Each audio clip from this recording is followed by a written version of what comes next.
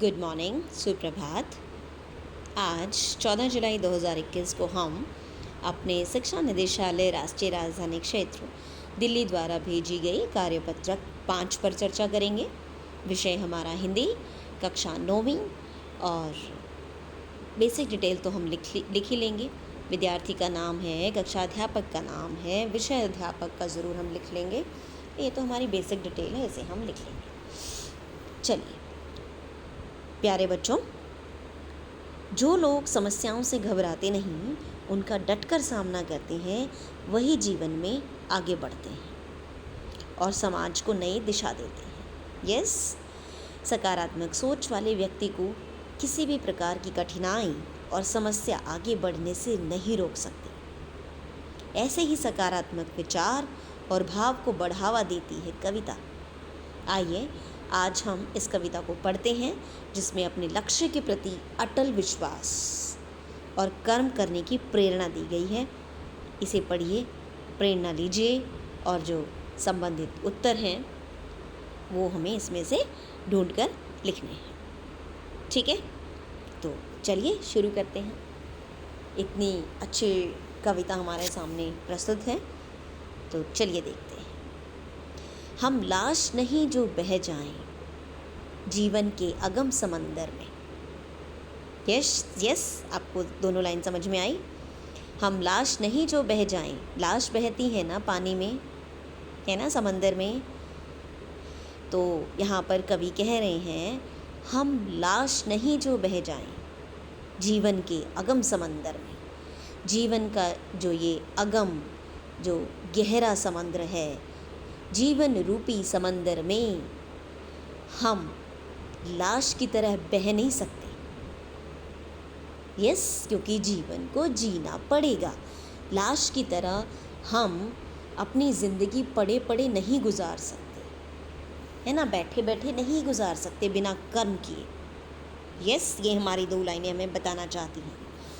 वह दीप नहीं जो बुझ जाएं हल्के से धूल बवंडर में। देखो कितना उत्साह हमें दे रही है ये कविता कि हम वो दीपक नहीं हैं जो हल्की सी धूल भरी आंधी आए, हवा चले और हम उसमें बुझ जाएं। नहीं, हम इतने ऐसे वाले दीपक नहीं हैं। हम जलते रहेंगे, हमारा जीवन चलता रहेगा। धूल बवंडर रूपी थोड़ी बहुत परेशानी भी आएंगी तो आती रहेंगी, फिर भी हम अपने जीवन को बुझने नहीं देंगे, जीते रहेंगे। यस, जलते रहेंगे।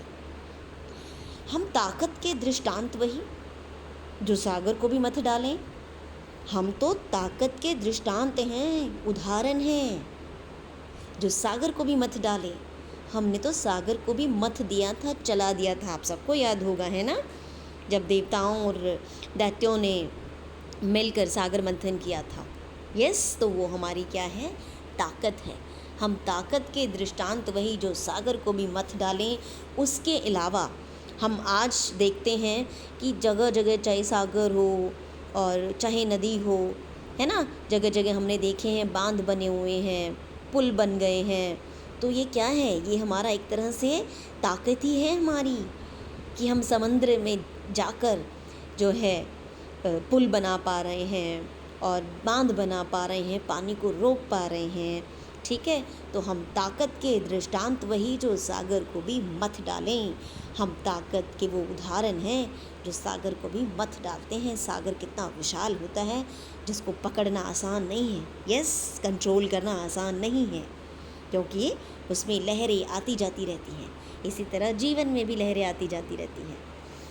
हम में विश्वास अटल इतना जो सूरज से भी टकरा लें, और हम में तो इतना विश्वास भरा पड़ा है, इतना अटल विश्वास है अपने ऊपर कि हम सूरज से भी टकरा सकते हैं, है ना। पग रोके निर्मित राह नहीं, हमारे पग को, हमारे पैरों को कोई रोक सके ऐसी राह निर्मित नहीं है, आज तक बनी नहीं है। इसका मतलब जो इंसान चाहे वो कर सकता है। यस, चलिए आगे। इतनी इंटरेस्टिंग कविता है। औकात नहीं गिरी कंदर में, मुश्किल बढ़ती है दिन प्रतिदिन, यदि कार्य लगे मुश्किल कोई। ये कह रहे हैं औकात नहीं है गिरी में भी, पहाड़ में भी कोई औकात नहीं है, कंदर में, गुफाओं में भी कोई औकात नहीं है जो हमें रोक सके। आप सबको पता होगा किस तरह से मेहनत करके पहाड़ों पर, गुफाओं के अंदर से रास्ते बनाए जाते हैं। यस, ट्रेन गुजारी जाती हैं और बसेस के लिए रास्ता बनाया जाता है पहाड़ी एरिया में। आप सब ने देखा भी है, सुना भी है ना, टीवी पे देखा भी होगा और कईयों ने तो ओरिजिनली भी देखा होगा, है ना। तो चलिए, औकात नहीं है किसी भी पहाड़ में और किसी भी गुफा में कि वो हमारे पैरों को रोक सके। मुश्किल बढ़ती है दिन प्रतिदिन, मुश्किल तो है, इतने बड़े बड़े काम करना दिन प्रतिदिन मुश्किल बढ़ती है। यदि कार्य लगे मुश्किल कोई, है ना, मुश्किल काम है तो मुश्किल तो बढ़ती है, लेकिन हम उसमें सफल ज़रूर होते हैं अगर मेहनत करते हैं तो। जो गिर कर संभल नहीं सकते उनसे ना मिले मंजिल कोई। गिर कर संभलना होता है। अगर हम गिर कर नहीं संभले तो हम मंजिल तक नहीं पहुंचेंगे। आपने छोटे बच्चों को देखा होगा ना, जब वो चलना सीखता है फर्स्ट टाइम, कितनी बार गिरता है, कितनी बार उठता है, कितनी बार गिरता है। और एक दिन नहीं, है ना, महीनों 2-3 महीने भी लग जाते हैं, महीना भर भी लग जाता है, किसी किसी को 10 दिन भी लग जाते हैं।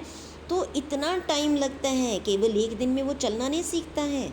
तो यहाँ पर कवि कह रहा है, जो गिर कर संभल नहीं सकते उनसे ना मिले मंजिल कोई। उनको मंजिल नहीं मिल सकती। यानी गिरोगे, कभी जब कोई काम करोगे, गिरोगे तो आपको उठना होगा, अपने आप को संभालना होगा। अब थक कर गिर नहीं सकते हो कि अब मुझसे नहीं होगा।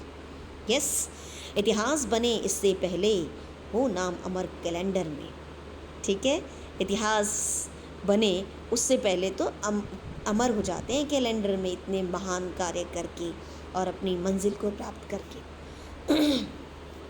हम क्रूर नियति के जबड़े से खुशियों का ग्रास निकालेंगे, और हम क्रूर, जो बहुत ही क्रूर है, निर्दयी नियति है, भाग्य, जब हम कहते हैं ना बहुत बार, मेरी तो किस्मत में ये लिखा है, मेरे भाग्य में ये लिखा है, नहीं, हम क्रूर नियति के जबड़े से, इस क्रूर, जो ये एक तरह से निर्दयी जो भाग्य है, नियति है, उसके जबड़े से, किसी के जबड़े में हाथ देना मुश्किल है, क्योंकि जबड़े में हाथ देने का मतलब है वो आपको खा जाएगा। यस, तो हम क्रूर नियति के जबड़े से खुशियों का ग्रास निकालेंगे। हमारे में इतनी हिम्मत है कि हम निर्दयी भाग्य के जबड़े में हाथ देकर अपनी खुशियों का जो निवाला भाग्य हमारा खा रहा है, या किस्मत हमारी खा रही है, ग्रास होता है निवाला, है ना, जो हम एक बाइट लेते हैं मुंह में, तो उस खुशियों के ग्रास को उनके जबड़े से निकाल लाएंगे। कैसे? मेहनत करके। और जीवन में सुख आए, दुख आए, उसके साथ बहना नहीं है, साथ में नहीं बहना है, उसको समझ के अपने जीवन को जीते रहना है, हार नहीं मानना है। तभी हम नियति के जबड़े से खुशियों के निवाले को निकाल सकते हैं। यस, उत्साह संजोकर इस दिल में विपदा का त्राश मिटा लेंगे। अपने दिल में उत्साह, उमंग, काम करना, आगे बढ़ना, ये भाव संजोकर जो विपदाएं आई हैं, जो समस्याएं आई हैं, उसको हम मिटा देंगे। जीतेंगे, मन उत्साहित है, आशा है इतनी अंदर में, हम जीतेंगे और हमारा मन उत्साहित है और आशा है इतनी, आशा भी है, आशावादी दृष्टिकोण है, मेहनत भी है, उत्साह है, आगे बढ़ रहे हैं, काम कर रहे हैं, तो जीतेंगे, ये हम ठान के चले। यस, तो इतनी सुंदर कविता है, आई थिंक आपको बहुत मज़ा आएगा और कई कई बार पढ़ने का मन करेगा। तो चलिए पहले सवाल पे चर्चा कर लेते हैं। प्रश्न 1, उत्साही तथा सकारात्मक सोच वाले व्यक्ति की राह को किसी भी प्रकार की कठिनाई नहीं रोक सकती। ये भाव जिन 2 पंक्तियों में है उसे कविता में रेखांकित कीजिए। उत्साही और सकारात्मक सोच वाले व्यक्ति की राह को कोई नहीं रोक सकता। ये देखिए आप कहाँ पर नज़र आ रही है आपको ये वाली लाइन, उत्साह है ना, उत्साह संजोकर इस दिल में विपदा का त्राश मिटा लेंगे, है ना, जीतेंगे, मन उत्साहित है, आशा है इतनी अंदर में, कोई भी कठिनाई नहीं रोक सकती है, और नियति के जबड़े से खुशियों को निकाल लाएंगे। ये है जो हमें एक तरह से कोई भी कठिनाई हमें नहीं रोक सकती है। ठीक है, आगे चलें। तो चलिए आगे बढ़ते हैं प्रश्न नंबर 2 पर। शब्दों का सही अर्थ से मिलान कीजिए। अच्छा, आप जो उत्तर लिखेंगे वो अपने शब्दों में लिख सकते हैं, ज़रूरी नहीं मैं जैसे बोल रही हूँ वैसे ही आप उत्तर लिखोगे, ठीक है। चलिए, आगम का मतलब होता है बहुत गहरा या अथाह। दृष्टांत होता है, आपने सुना भी होगा जब मैं कविता आपको समझा रही थी, उदाहरण। मथना होता है चलाकर मिलाना। पग होते हैं हमारे पैर। ग्रास होता है निवाला या उतना भोजन जितना एक बार मुँह में डाला जाए। और औकात होता है हमारा शक्ति। और नियति हमारा भाग्य। और विपदा मुश्किलें हो जाएंगी, और यहाँ पर मुश्किल का कष्ट दुख। गिरी कंदर हमारा पहाड़ और गुफा हो जाएगी, ठीक है। चलिए आगे, प्रश्न नंबर 3, कविता के मूल भाव के आधार पर इसका एक शीर्षक लिखिए। तो आप क्या लिखेंगे इसका शीर्षक? जीवन एक उत्साह। यस, या अपनी मर्जी से भी आप दे सकते हो, मुझे तो यही लगा। मुझे और भी लग सकता है, लेकिन अभी मुझे मोमेंटली यही याद आया। याद इसको पढ़ के मेरे जहन में जो अभी आया एकदम से, जीवन एक उत्साह, एक उमंग। यस, आप भी अपनी मर्जी से कुछ भी दे सकते हैं इसका शीर्षक। क्योंकि जो शीर्षक देना होता है वो हम सबकी अपनी थिंकिंग प्रोसेस पर डिपेंड करता है कि हम उसको पढ़ रहे हैं तो हमें कैसा लग रहा है। यस, चलिए, कोई भी गलत शीर्षक नहीं हो सकता है, लेकिन ऐसा भी नहीं कि हम कुछ भी उठा के दे दें जो इसमें है भी नहीं, ऐसा नहीं हो सकता, ठीक है। चलिए, कवि अपनी खुशियों को कहाँ से छीन लेने की बात कर रहा है, तो आप बता सकते हो कि क्रूर नियति के जबड़े से खुशियों को ग्रास छीन लेने की बात कर रहा है कवि, ठीक है। शुरू में लिखोगे कवि अपनी खुशियों को।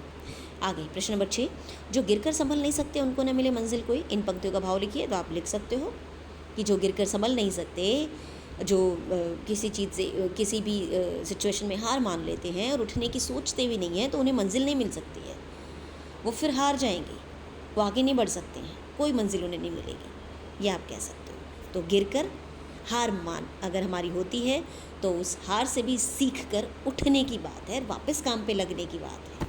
यस, ऐसा नहीं कि हम एक बार फेल हो गए तो नहीं मैं तो फेल हो गई, मैं फिर से नहीं पढ़ पाऊँगी, मैं ये नहीं कर पाऊँगी, वो नहीं कर पाऊँगी, तो ऐसा नहीं होगा, ठीक है। तो आप इन पंक्तियों का भाव लिख लेंगे। आगे प्रश्न नंबर 7, पग रोके निर्मित रहा नहीं औकात नहीं गिरी कंदर में। इन पंक्तियों के माध्यम से कवि क्या कहना चाहता है? तो इन पंक्तियों के माध्यम से कवि कहना चाहता है कि हम में इतनी ज़्यादा शक्ति है, हम में इतना ज़्यादा उत्साह है कि किसी की भी हिम्मत नहीं है, किसी की इतनी औकात भी नहीं है, ना पहाड़ की औकात है, ना गुफा की औकात है कि वो हमारे पैरों को रोक सके। कोई राह ऐसी नहीं बनी जो हमारे पैरों को रोक सके आगे बढ़ने से।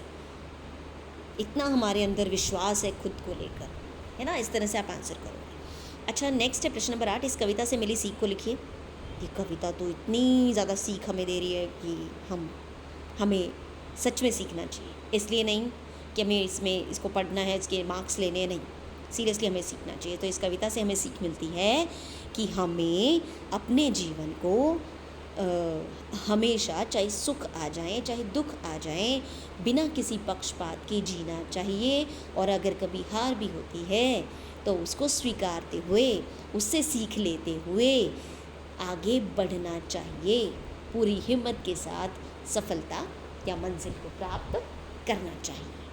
और मन में हमेशा आशावादी दृष्टिकोण रखना चाहिए और उत्साह रखना चाहिए, ठीक है।